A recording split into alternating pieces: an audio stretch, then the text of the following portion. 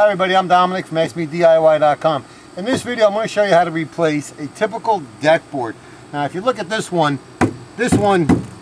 no fixing that. We definitely got to replace this sucker. But you know, I can't replace the whole entire board because it goes down like it's like a 20-foot board. I don't want to do that. There's no reason for it.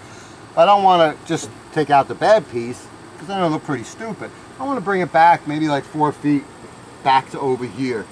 And I think that'd do pretty good. So let me show you how we're going to do that without taking the whole board up.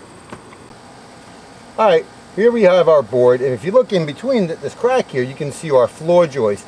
Well, basically we want to get right in the center of that, basically right where they put their nails. So we're going to use a square, put it right in there. We're going to go center on that joist. We're just going to make a nice line with just a pencil. Boom.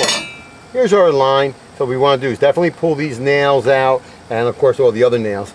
But in order to cut this board without cutting the rest of them, we need to lift this up. And that's actually quite simple. Let me show you how we do that.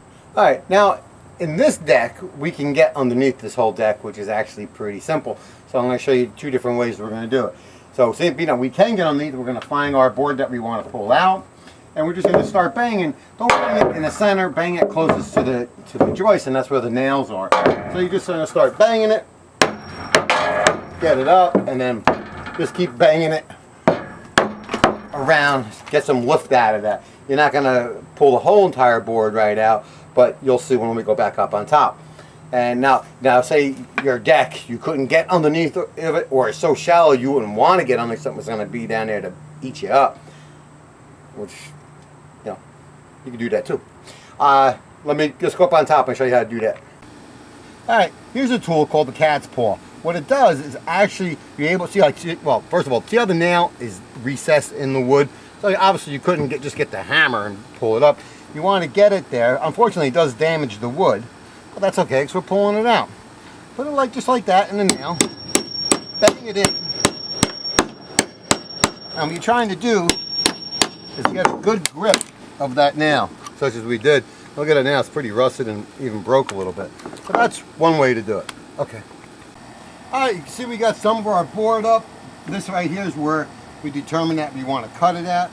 Now, obviously, it's still low to the existing decking, so if we start cutting, we're going to cut the rest of it. We need to lift it up a little bit without pulling the whole board up. And honestly, get it, and we can get some lift on it, which is not going to be easy. Okay, see that? Lots of pressure on it. That's what we want. Now with our square and our circular saw, we're going to go and cut a nice straight edge. So let's get going on that. Alright, went ahead with our circular saw with the right blade in there for cross cutting. Went and set the depth of it so we're not cutting so deep, so you know, which is good. We're going to use our square. I like to actually hold it like this. Bring it over to wherever your mark is on your circular saw. Bring it to where you're going to have a nice straight edge, and go and cut. Very simple.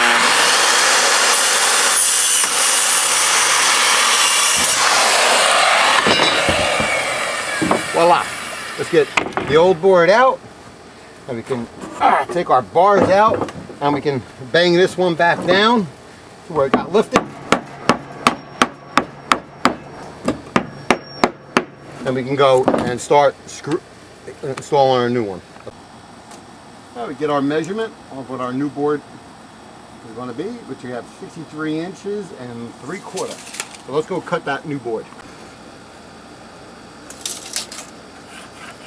Okay.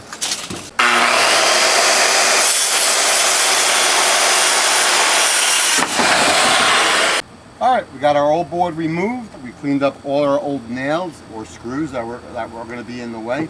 Then we got our new board cut, ready to go in.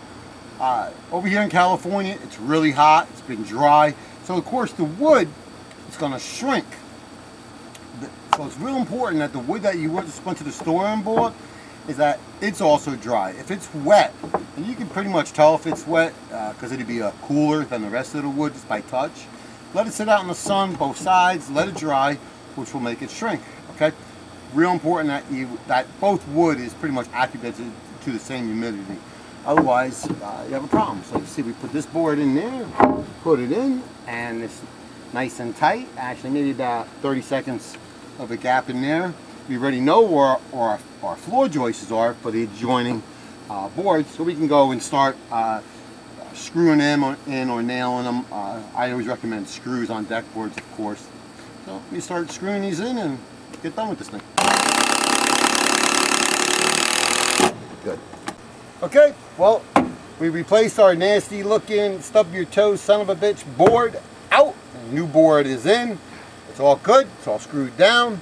It's gonna go and put some extra screws on the one that I did play with and go around the decks, being that I'm here with the tools. Why not, right? And any other boards that need to be done. Anyway, that's how you do it without replacing the whole board. Hope you learned something. Maybe you learned how hot it really is by all this sweat coming off my bald ass head. Anyway, I'm Dominic. Thanks for watching.